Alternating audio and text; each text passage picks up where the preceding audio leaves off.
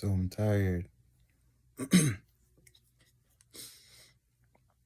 tired, but I'm energized at the same time, which is weird because, which is not really weird now that I think about it. I'm a night owl, so a lot of my energy comes at nighttime. But I'm tired because you ever have one of those lazy days where you don't do anything and it makes you really tired because you didn't do anything? Yeah, one of those days. But, anyways, I'm here to talk to you about the cost of your dream, a continuation to the previous video. But this one is to delve into detail of why we even chase a dream. Because in the beginning we all have dreams ever since we're children. All of us have dreams. Some of them more illogical, some of them, some are more illogical than others, some are more logical. Either way, they're still a dream. The point I'm trying to make is, like, what length are you willing to travel? What length are you willing to go for your dream? Because initially I was going to title this video, the gateway into Hollywood, because, God knows that we have dreams, but also Satan does too. So what they'll both do is they'll feed on the fact that we have a desire, you know what I'm saying? And, to each his own, but I know how it works. And, for instance, say we all got to Hollywood. We all got to Hollywood with a dream, and we all were accepted. How far would you go? Because any state into anything worth living has levels. School, jobs, Hollywood, heaven, God, relationships. Everything on this planet has levels, grades. You know what I'm saying? So, with that being said, I really just want to get to the point where if we all have a dream and we're all accepted into Hollywood with our dream, the first thing is to have one. Because if you don't have one, people will just give you one, and you'll just forever live into that fallacy until you realize that this was never mine in the first place. But anyways, say we all get in, and say the first door, because Satan's job is to destroy your morality. So say door number one, the guy says, or the woman says,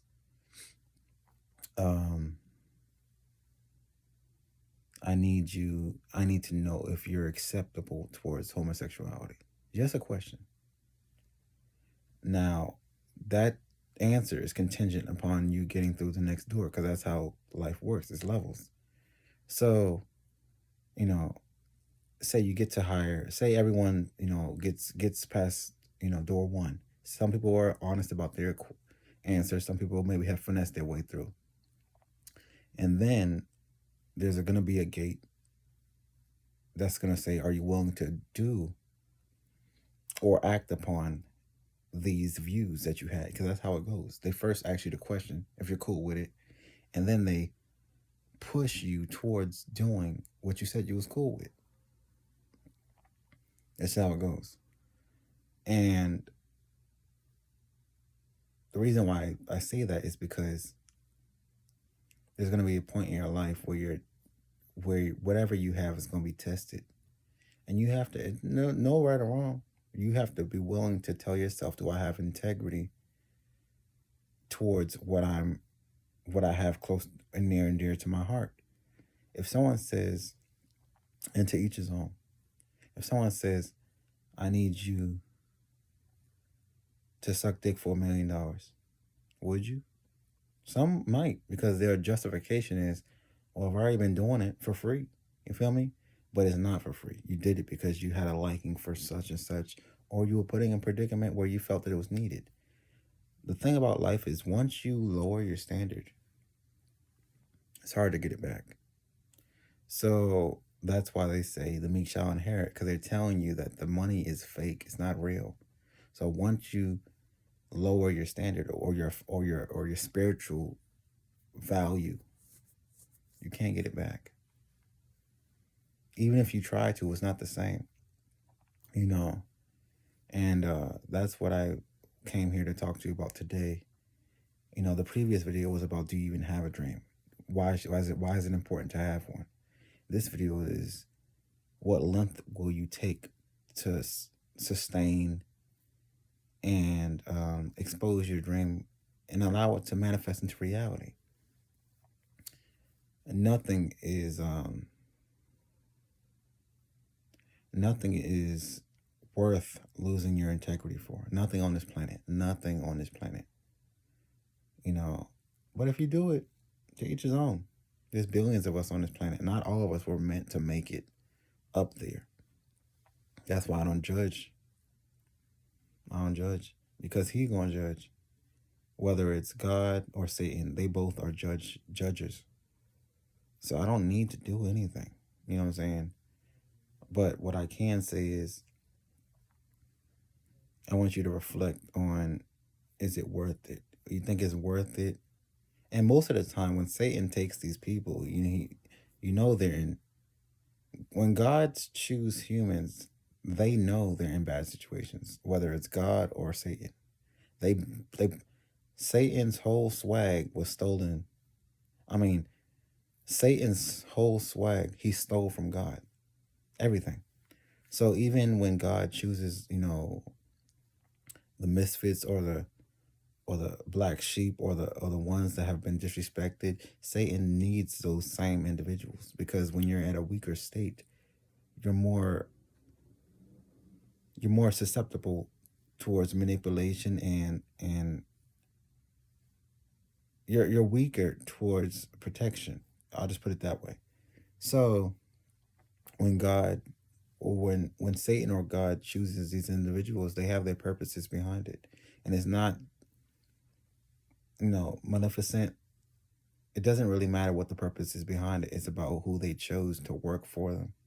So you get into Hollywood, you do all the weird stuff, and eventually you're going to either become an addict, you're going to become psychotic, they're going to put you on the pills like Kanye, or correction, Ye, or you're just going to end up, just fully demonic. You know what I'm saying? There's not many options. So where I'm going with this is, if you were to ask those same people, if you could do it again, if you could have your soul back, would you do it? They'd probably say yes, because versus the normal, what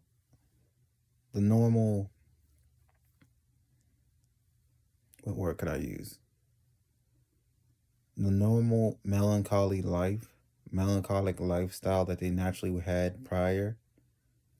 That's why they chose Hollywood in the first place. Like, most people, even like rappers, say it. It was like, what would you be doing if you wasn't rapping? They're probably working at Wendy's. Like, the reason why they chose Hollywood was because the alternative was so low. They would still rather do all the weird things they're doing behind the closed doors, because it's worth it for them, And that's all I really had to say. It's like, is it worth it? What is your dream worth? What you're gonna have to do? You know what I'm saying? Same thing for myself. The reason my art is at a standstill is because God needs me to do certain things that I haven't actually done yet. That's why I can't move. Same thing with Satan. You're gonna be at a stand. He's gonna put you on the back burner. He's gonna put you on the shelf until you can do certain things to admit that you're really on the team. You know what I'm saying? So just ask yourself, for whatever you want to do in this life, one, do I really want this dream, and to what cost? What am I willing to do for ... to happen? Otherwise, you're just remain at a standstill. Not to say that you're not moving, you just won't move quicker, and this goes for all things in life. Hollywood, YouTube, Instagram, it's all the same thing. If whatever you want to do do it because you love it, but don't let it fully compromise you, because you know once you get there, you can't get it back. Even with God doesn't compromise us, but He changes us. So it's similar but not the same. Once you're compromised, you can't. You know how they say in the movies with the with those people like the secret agents, and they say he's been compromised. It means like he's been caught. You can't come back from that. So it's just something to think about. If you do have a dream, that's cool. Step one. Step two, what's your dream worth? Like, what length are you willing to travel to go for that dream to exist in this three-dimensional world?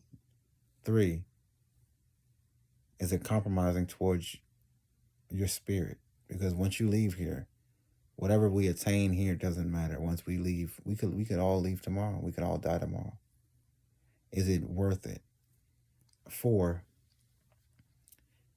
are you willing to speak to God about what you've done to get there? That's the biggest part, because He knows what we've done anyway. But are we willing to tell it? Five, would you tell another person what you've done to get there? Now, if you can't answer none of these questions past three, it's probably a problem.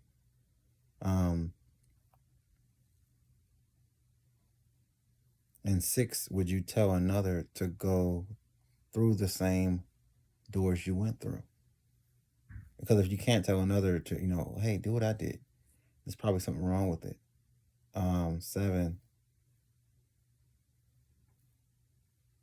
Seven, would you preach it again, or would you do it again? Because if you can do something twice, it probably wasn't that bad for you to do if you can do it again. It's like, would you, like, if you had to lose it and then get back up there, could you do it? Or was it so destructive to you that you would never do it ever again? But one thing I can say, regardless of which way you go, with God or with Satan, once you're in it, you're in it. It's really difficult to get out. It's like a gang, kind of like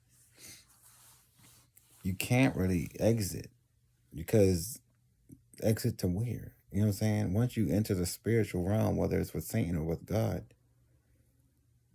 you can't really associate with regular people no more. You can't go back there. Go back to what? There's nothing to go back to. I think that's it.